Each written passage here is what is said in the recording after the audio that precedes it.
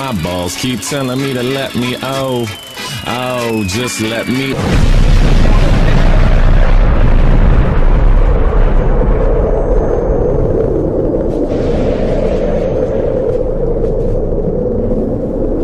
I love how the fact that Ethan has never addressed the possible impact of this. Keem was already pretty much considered a piece. Now Ethan is considered a piece.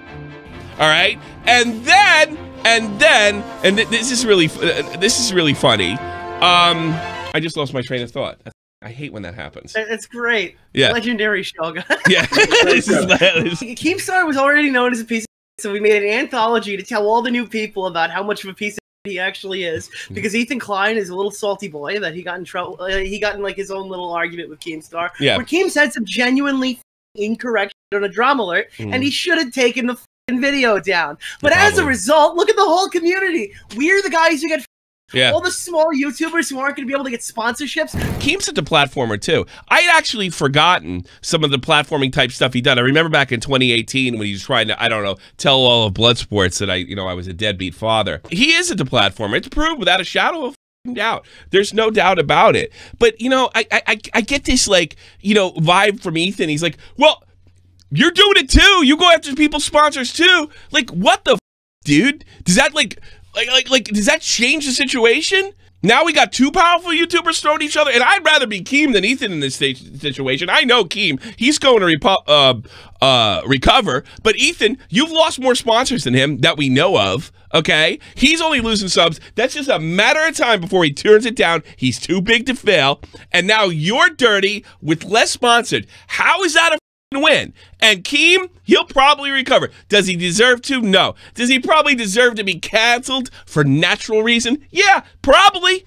But once you brought everybody into this and launched a literal nuclear weapon, how apropos, and no consideration, and that, oh my God, that Alcoholic Anonymous family intervention going on in that timeline is blowing my mind. Everybody from Deji to anybody that's been called a name by Keem is up there lecturing Keemstar like he's the family drunk that missed every goddamn baseball game and dance recital. Oh my God. I mean, could you virtue signal anymore, Ethan? Could you really be that pathetic? Because we know you don't care. If I made a video and I retweeted all that shit, my shit would get knocked down in a minute. Everyone would be calling on my credibility. This guy's retweeting everyone who tags him. It's insane. It's insane. He's not vetting any of this.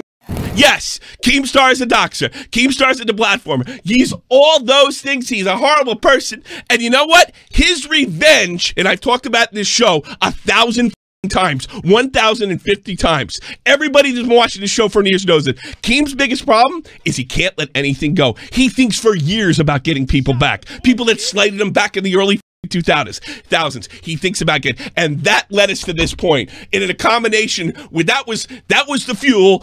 And H3 was the match that lit it on fire. Two selfish pricks that don't care about the platform because they already made their mother money. And I hope you take YouTube's advice, because the next step, and this is what I believe, they just turn the goddamn third-party sponsors off. That's not censorship. There's nothing we can do about that. There's nothing the government's going to do to keep that from happening. They turn on, make a rule tomorrow, no third-party sponsorships. Don't think they'll do that? Look at the Monday Mat, or look at Monday Mat. That's what it is. And that dramatic solution to a problem that really wasn't that bad. I mean, look at the dramatic solution with the demonetization they did with PewDiePie. I mean, they make dramatic solutions. You jerk-offs, keep fighting. No third-party commercials. You jackasses. Keem, get over yourself. You don't have to get even with absolutely everything. H3, go back to being boring. God damn it!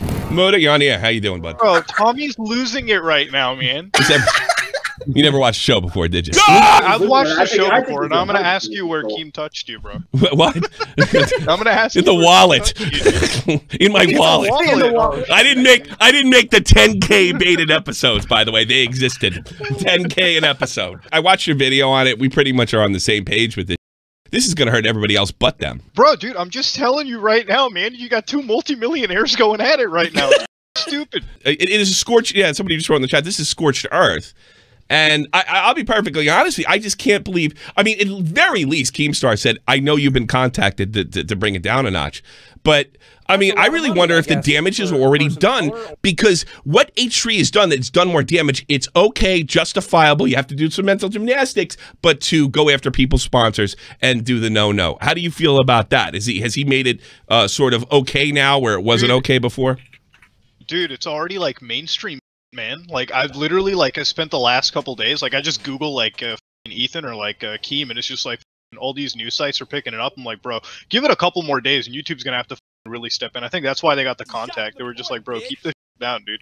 Stop having these heart attacks against each other. Everyone's a loser. Every single one of us is a loser here, including Keem and Ethan. Because it's like in the long term, this just like hurts credibility. The reason Keem wins is because, bro, he's like kryptonite. He's never gonna lose against any cancellation. You can't throw on a pile. No. You know, I mean, it just makes it a bigger pile. That's all. Exactly. Yeah. No, dude, I don't know. Do you think Keem's core audience didn't know he called that old man a pedophile? Yeah, that's true. They knew a hardcore, and it's like, I mean, come on now. Yeah, what do you think the goal for that video was? Like, everyone already knew that shit. Sure, you're making this grand righteous little showing for everybody to see what happened or whatever, but this was a jab at his sponsors. This was, let's put G Fuel in there, let's make the biggest hit piece we could possibly make, and let's see what happens. I guarantee this is why this video was made. You've been lied about in the betrayal of the Just Destiny situation. What do you have to say about that, Nick? About the way that was portrayed in the video? I would love to talk about this. He's acting like he did nothing wrong in that situation. I forgot about this. Did you know that right off the bat, in the very beginning of that, he accidentally leaked a 15-year-old's full name? Like in tweet number 1 about that situation, wait, he put out the legal doc. Yeah. Oh, do you not remember this? Okay, no, so what do you remember the Lieutenant Cobra Just Destiny situation where he sent that fake cease and desist? Shall I read it? Keemstar actually forgot to remove Lieutenant Cobra's name or blur it out at all, so he just tweeted this kid's docs to his full timeline. That's where I totally forgot about that, even when I made the video. If Keem claims he didn't dox JD, then JD couldn't have doxed me. If anything, Keem is the one who posted my full name in the emails when he released the cease and desist and didn't censor my information. Way to go. Now, honestly, that was probably an accident. Well, he put out his video today, and he's talking about, oh, well, this Just Destiny guy wanted to talk to somebody's dad, so he doxed somebody with a strike on YouTube, a copyright strike, and he wanted to tell him that his son shouldn't have called him a pedophile. Okay. Because what happened was Just Destiny was using thumbnails of clips from Dr. Phil videos, very similar to stuff you'll find on James Marriott's channel and some of his top videos. Yeah. And they were he claimed they were sexualizing the thumbnails, so Lieutenant Cobra jokingly called him a nonce or a pedophile. A lot of money, I guess. A synonym for that. It's an English synonym for that, yeah.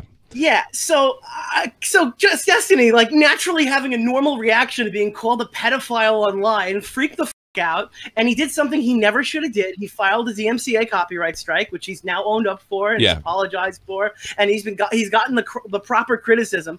But Keemstar gets this guy in a give me interview. This is an interview that you cannot possibly fuck up. It's a false copyright strike, one of the easiest things to cover in general. And he goes, do you touch kids? What? Do you touch kids?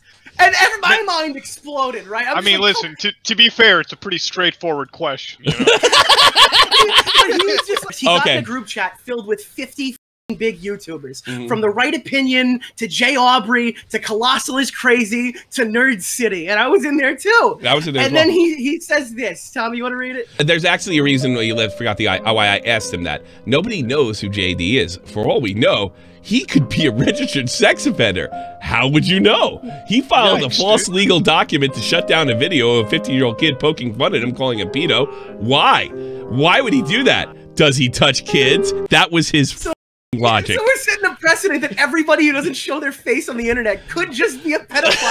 And we have to just find out. Wait, what do you mean? You don't show your face on the internet? The only excuse is that you must be a pedophile. Well, Bolt, we got you now. Keemstar's coverage on Just Destiny is fantastic. I'm sure it does wonders on his credibility. He just left out a small point where he got in a nearly 2-hour Google Hangout call where he tried to convince a lawyer and commentators that Just Destiny was a 30-plus-year-old incarcerated pedophile. That is a real thing that actually happened. The guy sounds like he's 21 years old, but we were all in a call in a Google Hangout, and he's like, you know, I can't believe this guy's really 35 years old, but I guess anything's possible. And they were trying to convince themselves that the reason that JD's voice was so high is because he might have been touched when he was a kid, and it would have stunted his vocal cords.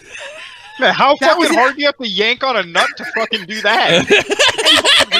in that call, yes. He was in a you know who Zoom is? Godspeed Live. I don't know if you track the internet blood sports scene, but he's in the call with a notorious doxer who's like talked about bomb threats. Like, this guy's a bad guy, and he brought this guy, nobody knew who he was, into a except me and Nick. He brought my own doxer into a call with me. Let's not point out the funniest part of this video. If you And so instead of me being aborted because they were Catholic, they had me. I was born in this children's home, and it saved my life. It is highly offensive to myself and 1.2 billion Catholics around the world. When was the last time you received communion, motherfucker? When was the last time you went to confession, mother? I bet it was. Last time I went was 1988. I'm not gonna make any like swinging statements here, but Willie thinks it's really interesting how like the whole YouTube thing can change if it turned out that RuneScape Glory and Gold guy actually was a pedophile. I know. Does he want to talk about that? That's like an allegation that's actually going around now, and I don't know if it's true or not. I'm not vetting that or anything like that. Yeah. I honestly feel like that was a really changes everything. I think it was a real bad thing. Dumb thing to mention unless you had like fucking concrete evidence, man. Because that like, dude, I'll be real. I kind of don't think that he's a pedophile. Like, I don't want to believe it. He doesn't seem that way, but it's like when you start mentioning it, like catfishing, seems kind of shady to me. I was thinking of like a meme, like, you know, when you have those like what is it, that game show where it gives you 4 choices on the bottom of the screen. It's like, Keemstar, how are you gonna defuse this one? Are you gonna come clean? Are you like B is like, are you gonna go and attack him? Who wants to be a millionaire? Yeah, who wants to be a millionaire? Are you gonna come clean? Are you gonna attack him? You're gonna defend yourself? And then choice 4 is you're gonna call the old man a pedophile again? He's gonna And I'm like, that, you know what? That's a bold strategy. I don't think I would have done it myself, but I gotta give you credit for trying something new. Oh, man. I mean, you already let the cat out of the bag. I thought we weren't talking about that. We're not saying the evidence is real, but what evidence did you see, Nicholas? I just think conceptually that's insane. Yeah. Oh, and then he might be like he's. Okay, so well, like, first of all, Keem accused him of being somebody that got picked up. The evidence that I've seen would be inappropriate talking to somebody who's like 16, 17 years old. And I think is that what Tony was doing? I don't. I'm not saying that. That's what I've seen. I don't know if the evidence is legit. That's what I see. Inspect elemented. There's a million reasons why this shit's not true. Yeah. But I'm just saying the optics of. Imagine if Keem was right in 2016. Imagine how that changes the platform. Like, I'm just thinking, like, from a conceptual standpoint. Hope you like that. If you want to see the full episode, click in the left box.